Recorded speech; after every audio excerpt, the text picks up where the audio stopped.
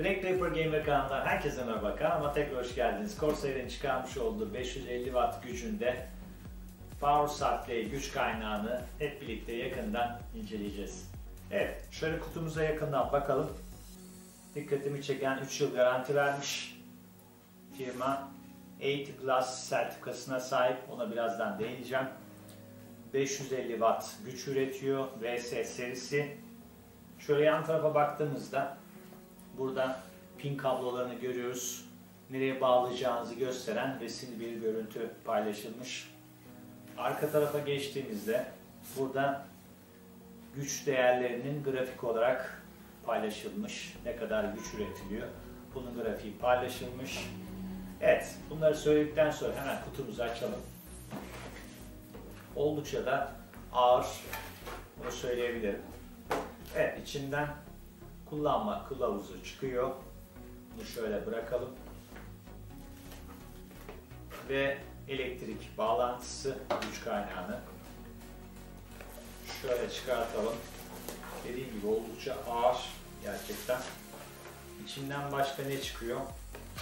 Sadece vidalar çıkıyor. İşte kasaya bağlamanız için. Başka da bir şey yok. Şöyle alalım. Şöyle çıkartalım. Evet. Burada gördüğünüz gibi pin kabloları oldukça fazla. Bunu zaten hepsini kullanmayabiliyorsunuz. Bağladığınız bilgisayar bileşenine göre değişiyor tabii ki. Hemen şöyle ön taraftan göstereyim. 12 milim fana sahip. Şöyle 550 vs 550 yazısını görüyorsunuz burada.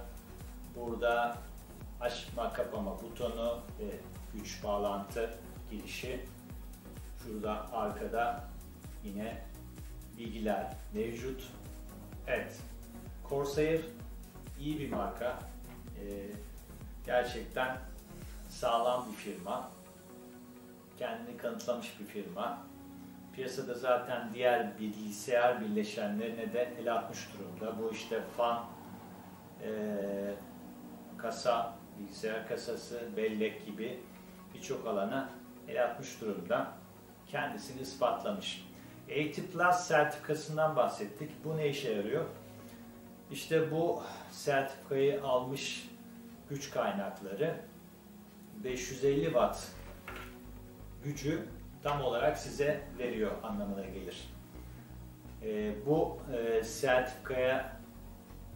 sertifikası olmayan kaynaklarda ise, güç kaynaklarında, power supply'lerde ise bunun garantisi yok.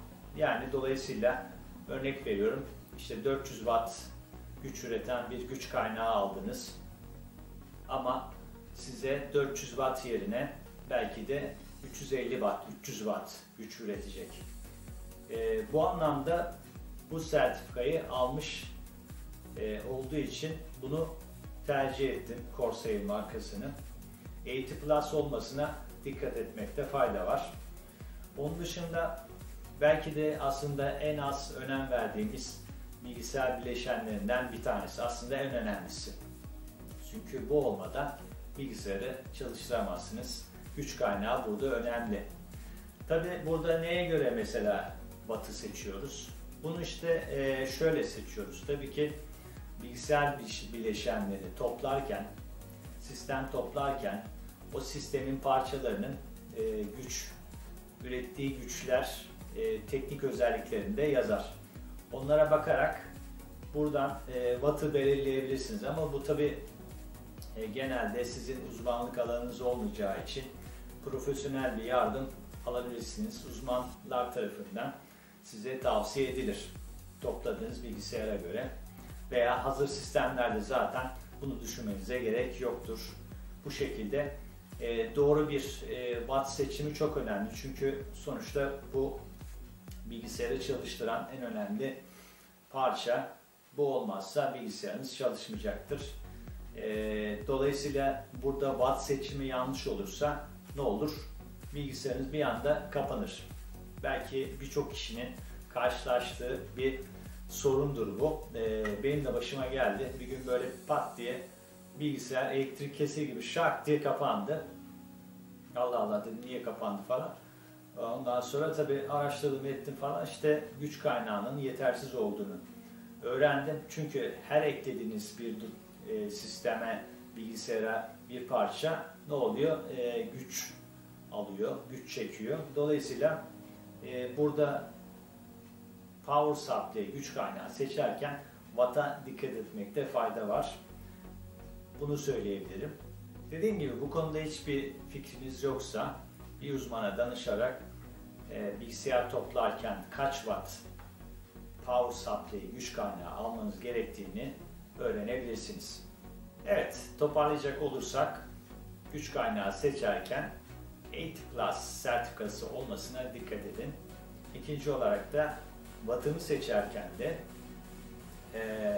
toplayacağınız bilgisayar parçalarını ne kadar güç tükettiğine bakarak seçim yapabilirsiniz ya da bir uzmana danışabilirsiniz bu konuda, ya da ileride bir parça ekleyecekseniz bilgisayarınıza, onun için hani biraz daha wattı yüksek bir güç kaynağı almanızda fayda var. Bunları da söyledikten sonra başka bir şey söylemeye gerek yok. Corsair dediğim gibi güzel bir marka. Tercihinizi bu markadan yana da yapabilirsiniz ya da başka bir markadan. Evet, Corsair 550 Watt güç kaynağı ile ilgili söyleyebileceğimiz şeyler bunlar. Başka da söylenecek bir şey yok. Sistem